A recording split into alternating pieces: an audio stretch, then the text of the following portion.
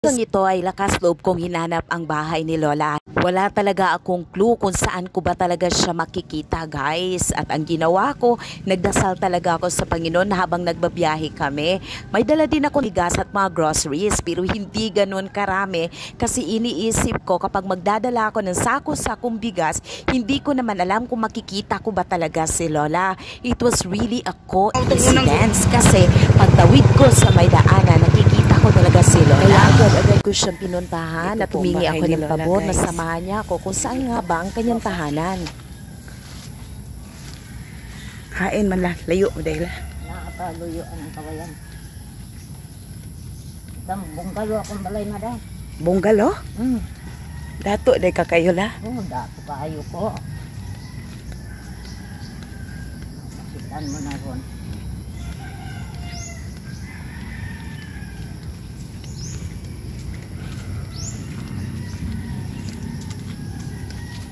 Layo-layo ng bahay ni Lola, guys, dito.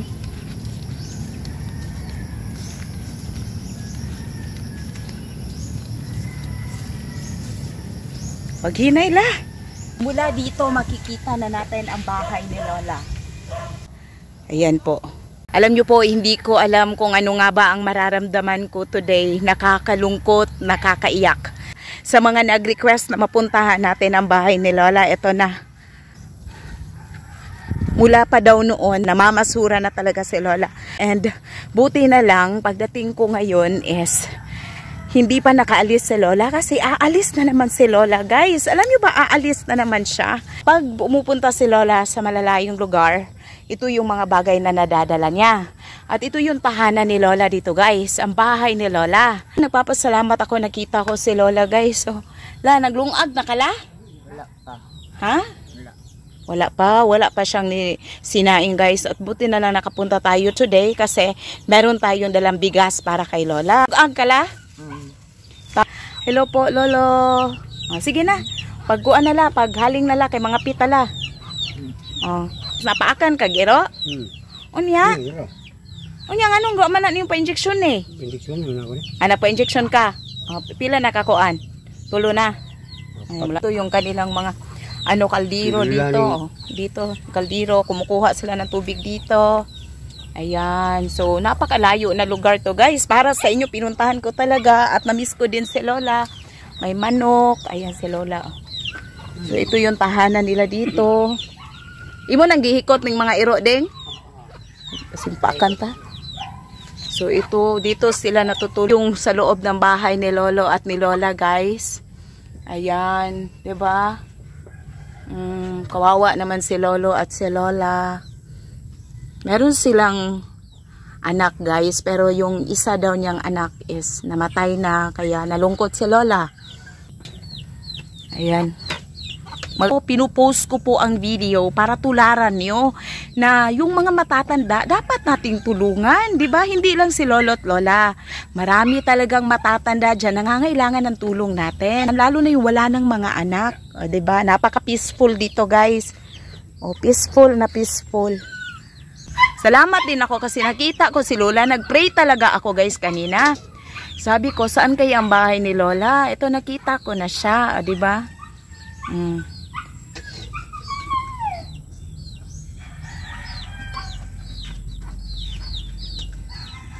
Salamat. Mahal ka ng tao la, ha? Tinutulungan ka at mahal ka ng Diyos la. Hindi ka niya iiwan, di pababayaan. Ha? At pupuntahan kita palagi dito la. Bilang po ito para sa content, para maka-vlog, maraming views. Wala akong pakialam sa views, guys. Ang akin lang talaga is nagpapasalamat ako kasi minahal niyo si Lola at si Lolo. I pray for blessing in the life of Lola. I pray, Lord, that the spirit of poverty has no power in Jesus' name. Dalaygon ka, Lord, sa walay katapusan. Ayan, guys, nag-init si Lola og tubig. Naniniwala ako na mababago talaga ang buhay ni Lola kapag sama-sama natin siyang tulungan. Yung atip. Atip? Sira-sira. Yung atip? Bubong, lapariya na manuuntaan nila. Ako po laba ka to ni anak ko, masagasagaan ka dyan, katawan na lamang ko la. Yung atip, masira-sira. Ito po yung atip, guys. Ito yung bubong na bahay ni Lola. Apit na 2 kilo. Oh. Baligyan na og 400 na. Oh. Guys, ititinda daw niya ng 400 yung manok para may pambili ng bigas. At yung mga tao na nagsasabi, ba't kailangan pa i-video? Kailangan talagang i-video para pag may mga taong gustong tumulong, pwede silang makatulong. Baskog pa niya. Ayan si Lola guys, nag-enjoy siya sa pagkain ng mga tinapay. Maraming salamat sa mga tao na may puso talaga para sa kanila. And then, salamat sa umagang ito. Hindi ko na po ipapakita ko ano yung mga dala ko, ano yung mga naibigay ko. Ayoko po na sabihin yun na namibigay ka lang tapos iba-vlog mo pa, di ba? Kaya ko to binideo kasi ang daming nag-request ng part 2. Oh, nagpa-update sila. Pero wag naman kayo mag-isip ng ano-ano. Ayoko po ng ganun. For the glory of God po, lahat ng ginagawa natin. Para po sa inyo, Lolo at Lola, mag-enjoy po kayo palagi. And God bless po. Mag-ingat kayo ha. Baso naman maluoy, matandogin yung kasing-kasing. Makatabang mo sa mong sitwasyon. Okay raman, pasalamat po ko. Alam niyo po ba kung ano yung pinakamahirap sa buhay ni Lolo at ni Lola? Kapag po malakas ang ulan or umuulan, hindi po talaga sila nakakatulog kasi po tumutulo talaga yung bubong nila. Kung kaya't every time na umuulan, nakaupo lang po talaga sila. At lagi na lang nilang hinihiling na sana umaga na para hindi na sila mahihirapan sa tulo ng bubong. Ito pala yung hanap buhay ni Lolo at ni Lola. Ginagawa nila itong walis para daw meron silang pambiling gas. Lolo at Lola, hindi ko man po kayo kaano-ano pero nilagay po kayo ng Diyos sa puso ko para alagaan.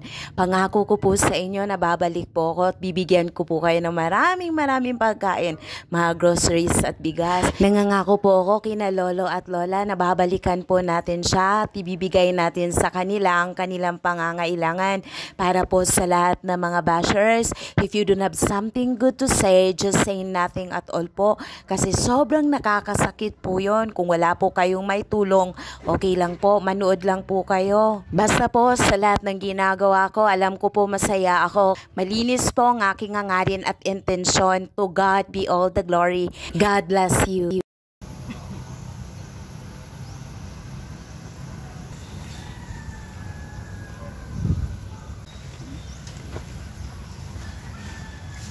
Yan guys, kasama ng ating mga kapatid today.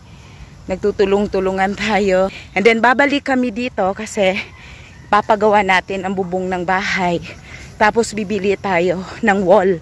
Yung amakan ba? Guys, so ito yung ipa-change talaga natin yung bubong nila Lola. Ayan. So, ayan. Good morning Lolo. Morning la. Ojo ka nila kauron? Wala. Oh, nya kumusta man ka? Mabuti rin. Mabuti. Kalagayan, pero wala pang kain. Wala pa kang kain la? Walang ulam. Walang ulam. Tapos? Walang kanin. Walang kanin. Walang bigas la? Naubos na rin. Ha? Naubos na yung binili mo. Naubos. Yung aso, sabi ng viewers natin, dapat pakainin para di sila wild. Si Lolo. O sige la, paglungag sala para natin makaon la. Oh, magsaing muna si Lola guys bago natin i-interview ang tungkol dito sa bubong. Kasi nga kailangan daw mga kahoy dito guys. And meron na akong na-order na sin. Ano ba yung sin? Yero. Tapos itong wall. O, diba? Dapat merong amakan ang wall. Kaso lang kailangan siya na merong kahoy. O, kasi palwa kasi dito guys. O palwa. So kailangan siya kahoy la. Kahoy yun. O, kahoy. Kaya alang-alang lansangan na tumadamaan ang lansang na may kalo. O. So kailangan kahoy la. Kahoy yun. So ito yung bubong guys na gusto sana ni Lola na ma-change na. 'Di ba? Para ma-change na tong bubong. Ito yung pangarap talaga ni Lola, yung bubong kasi. La, bakit ito yung pangarap mong bubong at saka yung atipla? Kasi hindi may makatulog Oh. kung umuulan. Oh. So kailangan talagang ayusin. Ayan, di sila makakatulog dito guys kapag umuulan. So hiling ni Lola na maayos na talaga itong bubong. Kaya babalik kami dito para sa bubong. Diba? Babalik kami siguro mamayang hapon. Pupunta po tayo dito. So, sana matulungan natin siya dyan. hindi si Lola ang may-ari ng lupa na to, guys. 'Di ba? Hindi sila ang may-ari. So now and then, pwede po silang pauwiin. Yung bahay namin, kusina, walang atip. Walang bubong. Walang Walang atip. Guys, sabi ni Lola, mainit daw yung bahay niya kasi nga walang bubong. Yan guys, sobrang init talaga dito. init. Init ng init. Init na init talaga dito, guys. Magsasaing muna si Lola. Saing muna kasi wala pa kaming almusal, walang ulam. Pero Tim, lagi ka mo Tagalog la. Tagapalawan. Ha? Taga-Palawan ka la? Ayan si Lola, magaling naman pala magtagalog itong si Lola, guys. Ako, napaano ako, masaga-sagaan. Pinagtatawanan tuloy ako. Meron tayong mga dalang bigas para kay Lola. Ayoko sana ipakita to sa inyo, guys, kasi may mga tao na nagsasabi na, oh, iba-vlog na naman yan, ganyan. Ayoko sanang ipakita. Pero may mga tao din na nag-request. Ayan, nagsasaing si Lola, guys. Alas 9 na ngayon ng umaga sa pagdating natin dito. Ayan, meron tayong mga dalang mga groceries. Diba? Dito si Lola kumukuha ng tubig. So, manalig ka lang sa Panginoon na lahat ng problema natin is may kasagutan, na meron tayong Diyos na higit sa lahat. Ano man yung kwarta, dili na may kakumpara sa kaayos Ginoo. Kung naay Ginoo ang kasing-kasing sa tao, na kay kadaugan. Kay dagan taos kalibutan, dato sila. Pero wala sila tinuod na kalipay, walay kalinaw. Diba? So kung na kay Kristos kasing-kasing, madaugon ka. Ha? God bless you la. Kumukaon na ka laha, ug maluto na na la. Bapoy kayo. Pagod na daw si Lola, guys. Tapos nanginginig daw yung katawan niya. Kaya ka siguro nanginginig la kasi gutom ka. Pero pag makakain ka la, okay naman yun, di ba? Ito mong kinahanglan la, kahoy si Kuatulo. Talang muna karton. Kay tagtupit mo na yung ginayon na sa luha. Si Lola, guys, nagpapasalamat si Lola sa mga blessing na dumating sa kanya sa umagang ito, guys. So guys, gusto din nila na mabago itong bahay kasi anong nangyayari kapag natutulog kayo la tapos umuulan? Umuulan, umuupo kami sa walang tulog. Sobrang nagpapasalamat si Lola sa mga groceries na dumating sa kanya, guys. Pero mas magiging masaya si Lola kapag ang bubong daw ng kanyang tahanan is maaano na talaga, guys, maayos na talaga. Yun kasi yung kahilingan niya kasi most of the time kapag natutulog sila tapos malakas yung ulan, grabe talaga, hindi sila makatulog, lagi lang silang umuupo. Yan guys, si Lola ngayon is nagugutom talaga siya. Nanginginig nga si Lola sa pagdating ko kanina, guys. So nagpapasalamat ako sa umagang ito kasi hindi na kailangan ni Lolo at Lola na mamalimos para may mabiling bigas kasi may mga bigas na talaga na dumating today. At parang may tindahan ka na la, pabili naman dyan la. Di ba? Parang may tindahan na si Lola, guys. Maraming salamat sa mga taong ginamit ng Diyos. May the Lord God Almighty blesses you guys, both now and forever. Maraming salamat, Panginoon, sa iyong kabutihan para kay Lolo at kay Lola. Naway, Lord, bigyan mo pa sila ng kalakasan at mahabang buhay. Salamat sa iyong proteksyon at sa iyong gabay, na kahit saan sila pumupunta, Panginoon, lagi kang nandyan. Salamat, Lord, that we are only your instrument, O God, to bless other people. Hindi lang kay Lolo at kay Lola, kundi para sa lahat ng mga natatanda at sa lahat po ng mga nangangailangan. I pray that you will pour out more of your blessing, more of your strength over my life and protection above all else. Lord, continue to pour out, O God, the manifestation of your kindness upon the lives of these people who are watching in this video.